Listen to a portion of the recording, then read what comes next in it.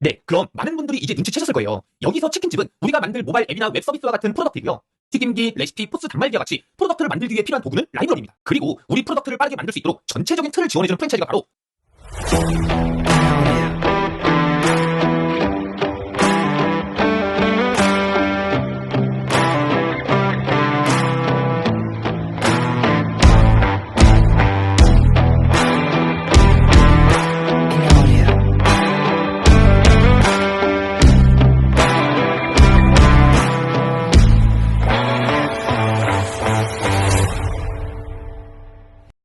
안녕하세요.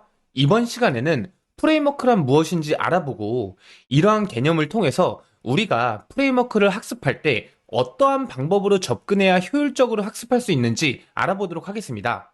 우선 제가 이 영상을 찍게 된 이유는 웹 애플리케이션을 빠르게 구축할 수 있는 넉스트 프레임워크 강의를 준비하면서 수강생 분들이 더 효과적으로 공부하셨으면 하는 바람에 준비하게 되었고요.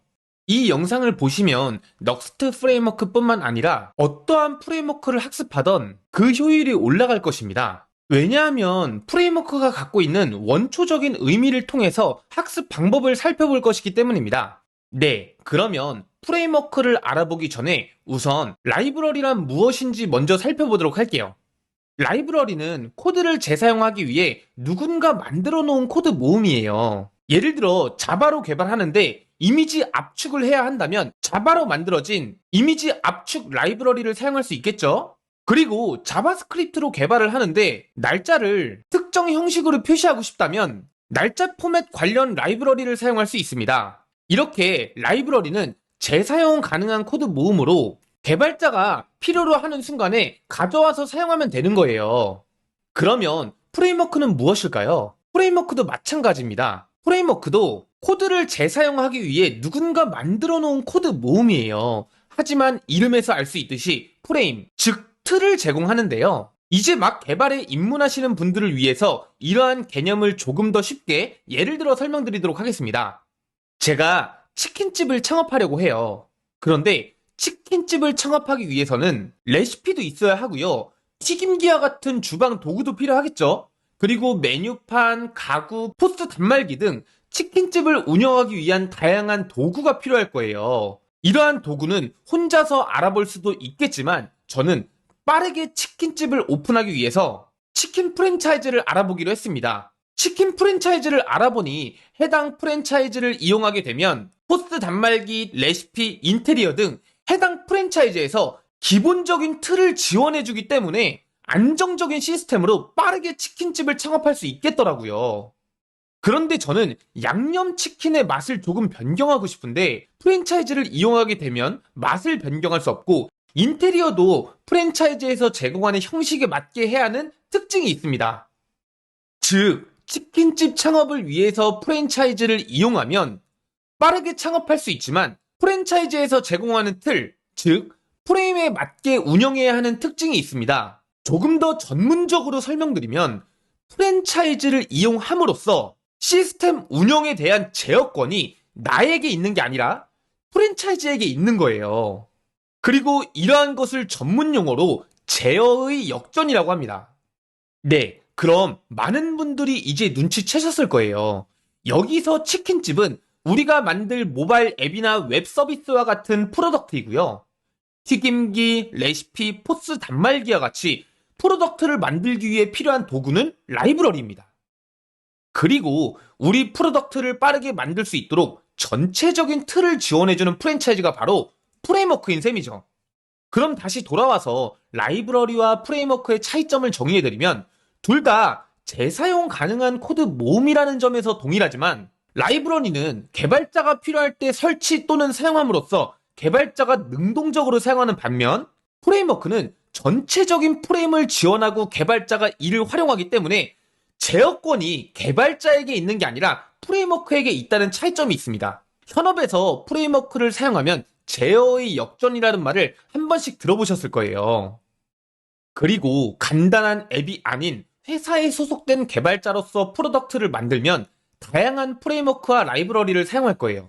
이때 프레임워크는 라이브러리보다 러닝 커브가 매우 높습니다. 그렇기 때문에 여러분들이 프레임워크를 효율적으로 학습할 수 있도록 치킨집 프랜차이즈의 예를 들어 프레임워크를 어떻게 효과적으로 학습할 수 있는지 알아보도록 하겠습니다. 우리가 만약 치킨 프랜차이즈를 이용할 목적이라면 해당 프랜차이즈에서 뭘 지원해주는지 전체적으로 파악해야 합니다. 그래야 지원해주는 것은 사용하고 지원하지 않는 것은 따로 알아보겠죠?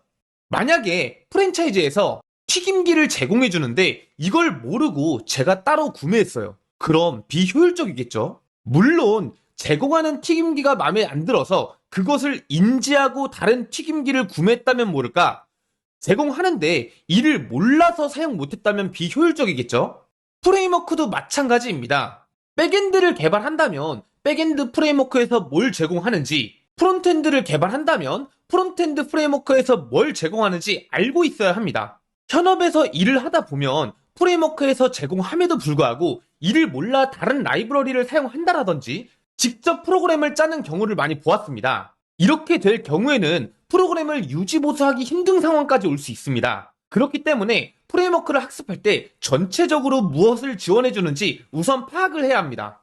여기서 제가 한 가지 팁을 드리면 저는 어떠한 프레임워크든 학습할 때 방금 말씀드렸던 것처럼 전체적으로 어떤 걸 지원해주는지 큰 틀에서 파악하려고 해요. 그런데 실제로 코딩을 할 때 까먹을 수가 있잖아요. 뭘 지원해주는지. 또 백엔드 같은 경우에는 프레임워크의 규모가 상당하기 때문에 전체적인 구조를 파악했더라도 실제 제공하는 스펙을 모두 파악하기가 힘듭니다. 그래서 저는 프레임워크를 대할 때 이러한 느낌으로 대해요.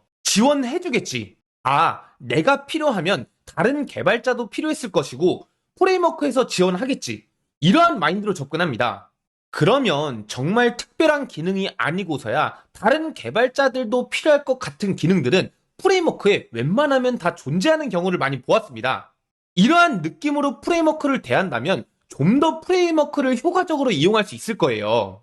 그리고 이제 입문하시는 분들이 프레임워크를 학습할 때 가장 많이 하는 실수가 있는데요. 그 실수는 너무 한 부분을 깊게 이해하려고 한다는 점입니다. 물론 내가 해당 파트를 개발해야 하는 상황이라면 해당 파트를 자세히 볼 수 있겠죠. 하지만 이제 학습하는 시점에서 너무 한 부분을 깊게 이해하려고 하면 지칠 수가 있어요. 왜냐하면 프레임워크 자체가 전체적인 프레임을 지원하기 때문에 이러한 스펙을 이해하려면 SEO나 클라이언트 사이드 렌더링이나 서버 사이드 렌더링 같은 해당 분야에 대한 전반적인 개념을 알아야 하기 때문입니다. 그러면 제가 실제로 프레임워크를 학습할 때 어떠한 순서를 학습하는지 간략히 보여드리고 이번 영상은 마치도록 할게요. 우선 저는 무언가 학습할 때 what, why, how 순으로 접근하는데요. what은 이게 뭐냐라는 거예요. 그리고 why는 이것을 왜 사용해야 되냐라는 겁니다. 마지막으로 how는 방법, 즉 문법을 말하는데요.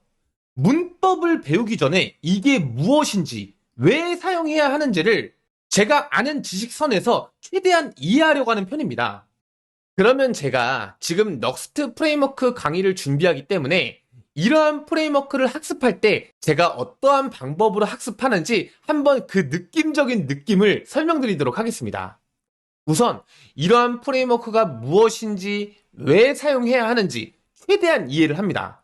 그리고 Get Started 버튼을 클릭해서 바로 일단 설치를 해봐요. 그리고 설치를 한 후에 Hello Next 이러한 문자를 한번 출력해봅니다. 이렇게 바로 설치를 하고 실습을 하는 이유는 프로그래밍 특성상 이론을 먼저 학습하게 되면 굉장히 추상적인 것들이 많거든요. 그래서 실제로 한번 설치를 하고 실습을 빠르게 해보는 편이에요. 그리고 이렇게 간략하게, 정말 간략하게 실습을 끝냈다면 이러한 프레임워크를 이루는 각각의 구성 요소를 what, why 순으로 살펴봐요. 이때 살펴볼 때 정말 깊숙하게 보지 않습니다. 정말 간단히 살펴봐요. 그리고 제가 이전에 설치했던 간단한 애플리케이션이죠. 헬로 넉스트를 조금씩 고도화를 해가는 거예요. 조금씩 고도화를 해가면서 예를 들어서 내가 이러한 넉스트 프레임워크가 있고 각각의 구성 요소를 얕게 알고 있었다면 고도화를 해가면서 점점 지식을 깊게 해 나가는 거예요. 만약에 관심 있는 파트는 조금 더 볼 수 있겠죠? 그리고 수강 질문을 보게 되면 이러한 프레임워크를 공부할 때 책 읽듯이 꼼꼼히 보고 계신 분들이 계시더라고요. 물론 이러한 공부법도 틀린 건 아니에요. 하지만 하나의 스펙을 너무 꼼꼼하게 이해하려고 하다 보면 지칠 수가 있습니다. 물론 경력이 많으신 분들은 한 부분을 보고도 금방 이해가 되시겠지만 이제 시작하시는 분들이라고 하면 실습을 하면서 전체적인 부분을 조금씩 살펴보고 이러한 실습 코드를 고도화해가면서 반복해서 깊게 학습하시는 걸 권장드립니다. 마치 프레임워크라는 친구와 친해지는 거예요.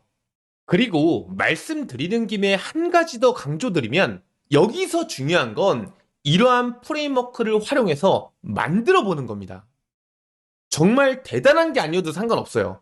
어떠한 애플리케이션이 아니어도 되고요. 게시판이 아니어도 됩니다. 투두리스트가 아니어도 돼요. 정말 간단하게 화면에 헬로 넉스트를 출력하기 부터 시작해서 계속 기능을 고도화해가면서 친해지는 거예요.